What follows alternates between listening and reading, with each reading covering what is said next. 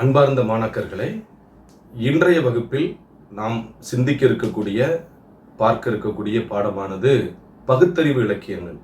பகுத்தறிவு இலக்கியம் என்கிற பாடப்பகுதியில் சித்தர் பாடல்களை நாம் பார்க்க இருக்கிறோம். அதில் முதல் 3 பாடல்களை இந்த வகுப்பில் நாம் காணலாம். தமிழ் இலக்கிய உலகில் 18 சித்தர்களை நாம் வகைப்படுத்தி இருக்கிறோம். அவர்களுடைய படைப்புகளை எல்லாம் சித்தர் இலக்கியத்தில் நாம் பார்த்து வருகிறோம். அந்த அடிப்படையில் பட்டினத்தடிகள் என்கிற ஒரு சித்தரை பற்றி, அவர் எழுதியிருக்கக்கூடிய 2 பாடல்களை பற்றியும் இந்த வகுப்பில் நாம் சிந்திக்கலாம். பட்டினத்தடிகள் மிகப்பெரிய செல்வந்தராக வாழ்ந்தவர். அந்த செல்வம் அனைத்தையும் துறந்துவிட்டு பக்கிரி என்று சொல்லக்கூடிய நாடோடியாக அலைந்து திரிந்து வாழ்ந்தவர். இளமை, செல்வம் இவையெல்லாம் நிலையில்லாதவை, ஆன்மா மட்டுமே நிலையானது என்கிற குறிக்கோளோடு சிதம்பரம், திருச்செங்கோடு, திருவிடைமருதூர், திருக்கழுக்குன்றம், திருக்காலத்தி போன்ற இடங்களுக்கெல்லாம் சென்று இறுதியில் திருவொற்றியூரில் சமாதியானவர் தான் இந்த பட்டினத்தடிகள். அவர் எழுதியிருக்கக்கூடிய 2 பாடல்களை நாம் பார்க்கலாம். முதல் பாடல், காடே திரிந்தன்ன காற்றே புசித்தன்ன கந்தை சுற்றி ஓடே எடுத்தன்ன உள்ளன்பு இல்லாதவர் ஓங்கு விண்ணோர் நாடே இடைமருதீசர்க்கு மெய்யன்பர் நாரியர்பால் வீடே இருப்பினும் மெய்ஞான வீட்டின்பம் மேவும் வரை என்பது முதல் பாடல். இந்த பாடலுக்கான விளக்கம் என்னவென்றால், ஒருவரது உள்ளத்தில் ஒழுக்கம் இல்லாமல் முற்றும் துறந்துவிட்டேன் என்று பொய் பேசிக்கொண்டு காட்டில் வாழ்வதனால் கூட எந்த பயனும் இல்லை. காற்றை சுவாசித்து உயிர் வாழ்வதாலும் பயனில்லை. கந்தல் துணிகளை உடுத்திக் கொண்டு கையில் திருவோடு ஏந்தி பிறரிடம் இறந்து உண்டு வாழ்வதாலும் எந்த பயனும் இல்லை. அவையாவும் மற்றவர்களுக்காக போடப்படும் வேடம்தான். அவ்வாறு இல்லாமல் மனைவி மக்களுடன் சேர்ந்து இணைந்து இல்லறத்தில் வாழ்ந்தாலும் உள்ளத்தில் ஒழுக்கத்தோடு இருக்கக்கூடியவனே இறைவனின் திருவடியை அடைவான், இறை பேரின்பத்தை பெறுவான் என்று இப்பாடல் நமக்கு அறிவுறுத்துகிறது. அடுத்த பாடல், தாயும் பகை கொண்ட பெண்டிர் பெரும்பகை தன்னுடைய சேயும் பகை உறவோரும் பகையிச் செகமும் பகை ஆயும் பொழுதில் அருஞ்செல்வம் நீங்கில் இங்கு ஆதலினால் தோயும் நெஞ்சே மருதீசர் பொன்பாதன் சுதந்திரமே என்று 2வது பாடல் அமைகிறது.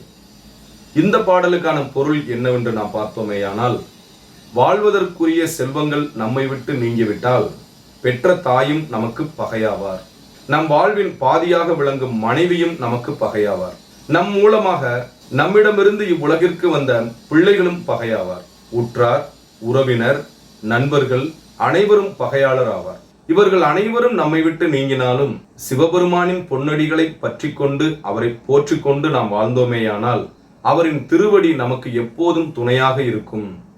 என் மனமே, அவருடைய திருவடிகளில் அன்பு செலுத்து, அதுவே உனக்கு இவ்வுலகத்தின் ஆசைகளில் இருந்து விடுதலை தரும், இன்ப பேரின்ப வாழ்வை உனக்கு பெற்றுத்தரும் என்று மனதிடம் சொல்வதாக இந்த பாடலை பட்டினத்தடிகள் எழுதியிருக்கிறார். பிறப்போக்கும் எல்லா உயிர்க்கும் என்ற தத்துவமும் யாதும் ஊரே யாவரும் கேளீர் என்கிற தத்துவத்தையும் கொண்ட இந்த தமிழ் சமூகத்தில் இலைமறை காயாக சாதியம் என்கிற அழுக்கு இன்றளவும் தொடர்ந்து வருகிறது என்பதற்கு பல்வேறு உதாரணங்களை சொல்லலாம். அது பன்னெடுங்காலமாக இந்த சமூகத்தை பீடித்திருக்கக்கூடிய ஒரு நோய் என்பதை இந்த பாடல் நமக்கு தெளிவுபடுத்துகிறது. சித்தர்கள் எல்லாம் சமயம் சாதியம் எல்லாத்தையும் கடந்தவர்கள் என்பதை இந்த பாடல் நமக்கு எடுத்துரைக்கிறது. அந்த வகையில் சிவவாக்கியார் என்கிற சித்தர் எழுதியிருக்கக்கூடிய ஒரு பாடல் இவ்வாறு அமைகிறது. பறைச்சியாவதேதடா பணத்தியாவதேதடா இறைச்சி தோல் எலும்பினும் இலக்கமிட்டு இருக்குதோ, பறைச்சி போகம் வேறதோ பணத்தி போகம் வேறதோ பறைச்சியும் பணத்தியும் பகுத்து பாரும் உம்முளே என்று அந்த பாடல் நம்மை நோக்கி, நம் உள்ளத்தை நோக்கி கேள்வியை எழுப்புவதாக இந்த பாடல் அமைகிறது. எனதருமை மாணாக்கர்களே, இந்த பாடல் நம் ஒவ்வொருவருக்கும் பாடமாக அமைகிறது, வாழ்க்கை பாடமாக அமைகிறது. நம்மிடையே இருக்கக்கூடிய, நம்மை சுற்றி இருக்கக்கூடிய ஒவ்வொருவரையும் நமது சகோதர சகோதரிகளாக நாம் பாவிக்க வேண்டும் என்பதை சிவவாக்கியார் இந்த பாடலின் வாயிலாக சொல்கிறார். இங்கு ஏற்றத்தாழ்வு என்பது எதுவும் இல்லை என்பதையும் இந்த பாடல் நமக்கு உணர்த்துகிறது. அதாவது, அவள் பறைச்சி நீ பணக்காரன் என்று நீ பிறக்கும் போதே உன் தோளிலும் எலும்பிலும் பதிவு செய்து வந்திருக்கிறாயோ, பறைச்சி உடம்பு வேறாகவும் உன் உடம்பு வேறாகவும் உள்ளதோ உயர்ந்த குடி தாழ்ந்த குடி என்று உண்மையில் ஏதும் இல்லை. அதனை பகுத்தறிவுடன் சிந்தித்து வாழ வேண்டியது உன்னுடைய கடமை என்று சிவவாக்கியார் நம்மை நோக்கி கேள்வி எழுப்புகிறார். இந்த உலகத்தில் உயர்ந்தவன் என்றும் தாழ்ந்தவன் என்றும் யாரும் இல்லை, அனைவருக்கும் எலும்பும் தோளும் ஒன்றுதான் என்பதை மிக தெளிவாக இந்த 4 வரி பாடலில் சிவவாக்கியார் எடுத்து சொல்லியிருக்கிறார். இதை வெறுமனே தேர்வு நோக்கத்தில் மட்டும் நாம் படித்து விடாமல் நமது வாழ்க்கை பாடமாக மாற்றும் போது நமது தமிழ் சமூகமும் இந்த நாடும் வளர்ச்சி பெறும் என்பதில் எவ்விதமான ஐயப்பாடும் இல்லை. புரிந்ததா? புரிஞ்சிருக்கும் நம்புறேன்.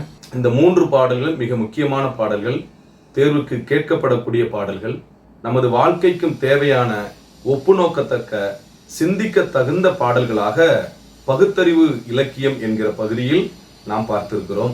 இவை யாவற்றையும் நீங்கள் கவனமாக குறிப்பெடுத்துக் கொள்ளுங்கள். மீண்டும் அடுத்த வகுப்பில் சந்திக்கலாம். நன்றி.